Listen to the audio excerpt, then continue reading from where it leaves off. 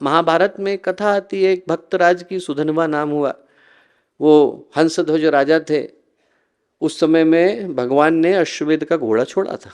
अब वो जो अश्वमेध का घोड़ा था वो जा रहा था हर जगह से।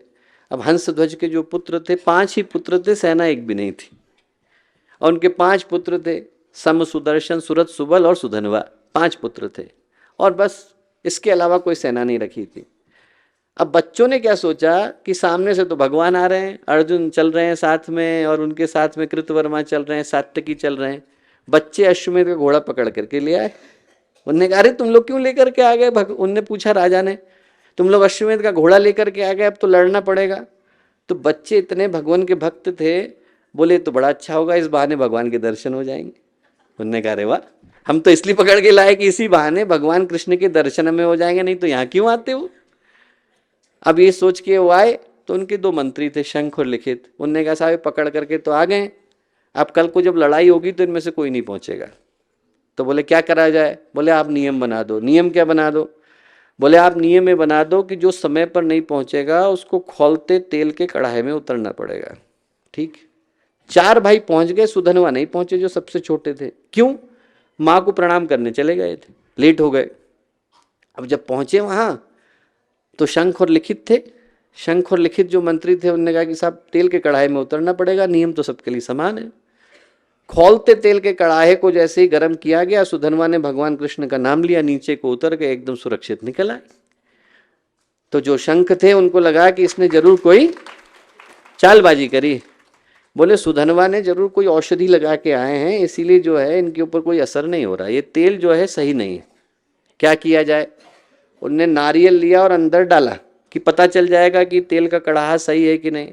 और जैसे ही वो नारियल तेल के कड़ाहे के अंदर गया तो जोर की आवाज के साथ फूटा, और जो एक हिस्सा था वो शंख के सिर में जाके लगा। तब से जो शंख का छेद है वो तब से इसीलिए कहलाता है, जो शुरू का शंख।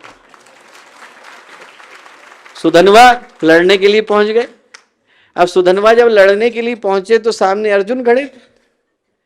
कहते हैं कि सुधनवा ने, छोटा सा बालक था, अर्जुन को अहंकार आ गया। अर्जुन ने कहा, अरे भैया तुम लोग घर जाओ, खेलने की उम्र है तुम्हारी, तुम लोग कहाँ लड़ने के लिए आ गए? मेरा नाम अर्जुन है, मैं महाभारत जीत के आ रहा हूँ।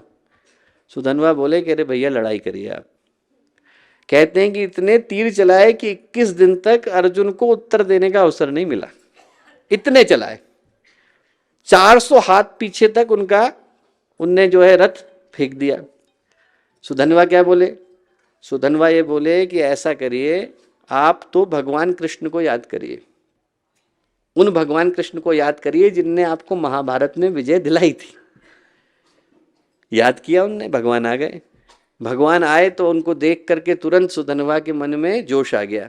उनने कहा, मैं अभी संकल्प लेता हूं कि यदि मैंने 3 बाण के अंदर सुधनवा का सिर नहीं काट दिया तो मैं नरक में जाकर के गिरूं।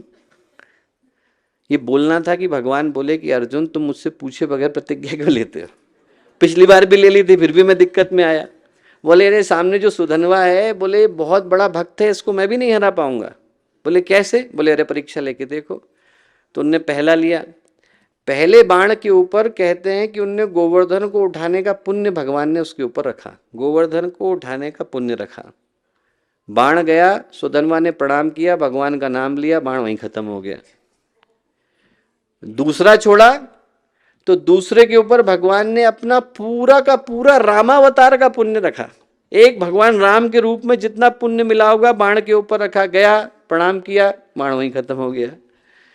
तीसरा गया, तीसरे पे भगवान ने ब्रह्मा जी को आगे बिठाया, खुद पीछे बैठे, बीच में काल को बिठाया, लेकर के गए, वो बाण भी वहीं समाप्त हो गया।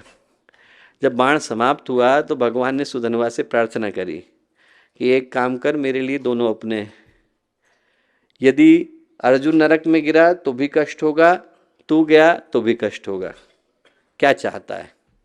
सुधनवा ने कहा, आपके हृदय में निवास चाहता हूं। वो क्षण था भगवान ने सुधनवा को अपने हृदय के अंदर बिठाया। जो उनके हृदय का कमल था वो सुधनवा के नाम से जाना गया। तो जो भगवान पे भरोसा करके चलता है वो रामावतार के पुण्य से भी लड़ पाने की सामर्थ्य अपने अंदर सुरक्षित रखता है। भगवान ब्रह्मा बैठे हैं, काल बैठे हैं, भगवान स्वयं बैठे हैं, बाण के तीनों जगहों पे वही बैठे हैं, उसके बावजूद ताकत इतनी है भगवान के विश्वास में कि उनको हरा पाने की सामर्थ्य उसके अंदर सुरक्षित है।